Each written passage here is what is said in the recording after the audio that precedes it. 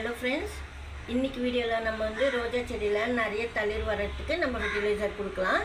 எப்போவுமே ஒரு ரோஜா செடி தளிர் வரணும் அப்படின்னா செடி நல்லா இருந்தால் தான் உங்களுக்கு நிறைய தளிர் வரும். இப்போ இந்த செம்பருத்தி பாருங்க, இது நல்லா இன்னும் கொஞ்சம் டார்க்காக பூக்கணும்.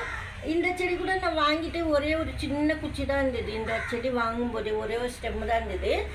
இந்த ஹைபிஸ்கஸ் பிளான்ட் வளராமல் அப்படியே இருந்தது. நட்டதுக்கப்புறமா திருப்பி மொட்டு கீழே கொட்டிடுச்சு. அதுக்கப்புறம் ஃபெர்டிலைசர்லாம் கொடுத்துட்டேன். அதுக்கப்புறம் இப்போ நல்லா பூ பூக்குது பாருங்கள்.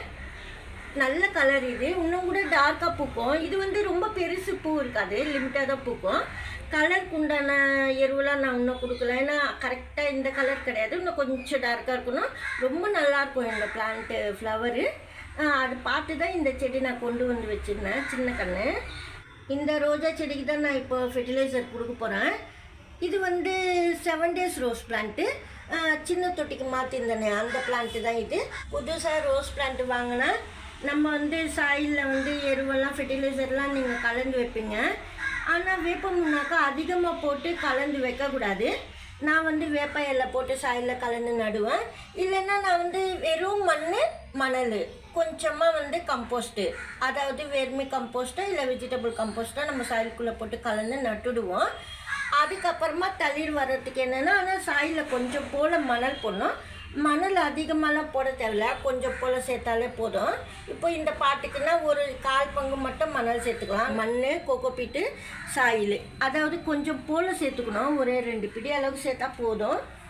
அதிகமாக சேர்க்கக்கூடாது ரோஜா பூ செடிக்கெல்லாம். சாமந்தி செடிக்கு தான் மணல் அதிகமாக இருந்தாலும் பரவாயில்ல. ஆனால் ரோஜா செடிக்கு மணல் கொஞ்சம் போல் சேர்த்தாலே போதும். நம்ம வெயிலில் வைக்கும்போது ரொம்ப சூடாகாமல் நல்லா வளரும் பிளான்ட்டு.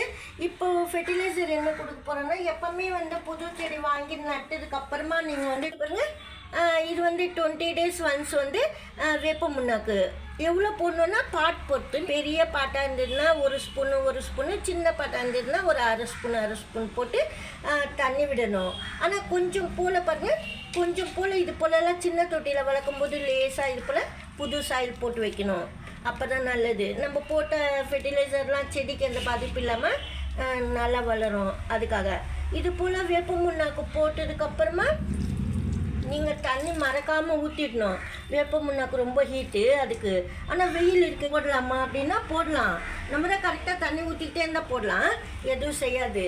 எப்போவுமே வெயில் வந்ததுக்கப்புறமா போடக்கூடாது. இந்த வேப்ப முன்னாக்கெல்லாம் நீங்கள் முன்னாடி கொடுத்துக்கணும். நான் இப்போ இந்த பிளான்ட் நிழலில் தான் வைக்க போகிறேன். அதனால நான் எந்த டைம் வேணாலும் போட்டுட்டேன் வீடியோக்கு. இது போல் போடுறதுனால பிளான்ட்டில் நிறைய தளிர் வரும், ஃப்ரெஷ்ஷாக வளரும். இந்த வீடியோவில் தான் பிடிச்சிருந்தா லைக் பண்ணுங்கள். நன்றி, தேங்க்யூ.